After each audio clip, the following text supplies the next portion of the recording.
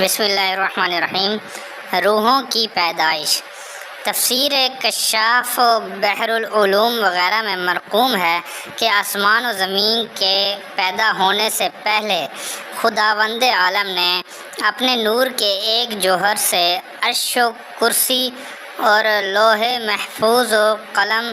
قدرت کو پیدا کیا، پھر 1,24,000 پیغمبروں کی روحوں کو پیدا کیا، پھر تمام فرشتوں کی روحوں کو پیدا کیا، پھر تمام جنتی اور دوزخی روحوں کو پیدا کیا، پھر تمام جنات کی روحوں کو پیدا کیا، پھر تمام جانوروں کی روحوں کو پیدا کیا۔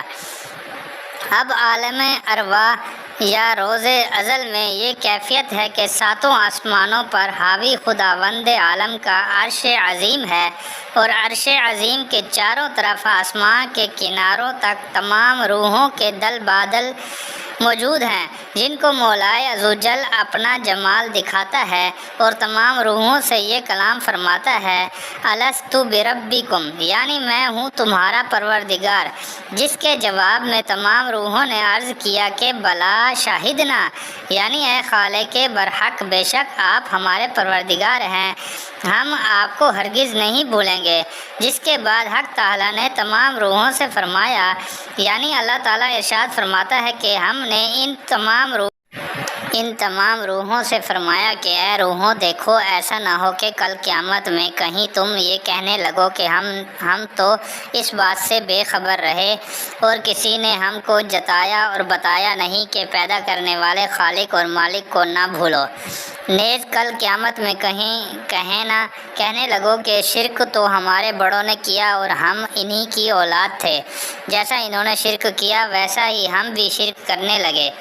کیونکہ ہم ان کی اولاد تھے۔ تو اے روحوں، ہم تمہارا کوئی عذر نہ سنیں گے، مگر افسوس دنیا میں آ کر لامحدود اولاد آدم اسے بھول گئی اور بھولے بسروں کی دکھا دیکھی تمام نئی تانتیاں اپنے خالق و مالک کو بھولے چلی جا رہی ہیں۔ اے انسان، اے آدمی، اے بشر، کیا تجھے عقل سلیم اس لیے اس نے دی ہے کہ تو سب کچھ یاد رکھے اور اپنے خالق و مالک کو بھول جائے؟ کیا تجھے سننے والے کان اس لیے دیے ہیں کہ تو سب کی سنے اور اپنے پیدا کرنے والے کی نہ سنے؟ کیا تجھے قدم اس لیے دیے ہیں کہ تو سب طرف چلے اور اپنے پروردگار کی رضامندی ڈھونڈنے کے لیے ایک قدم بھی نہ بڑھے؟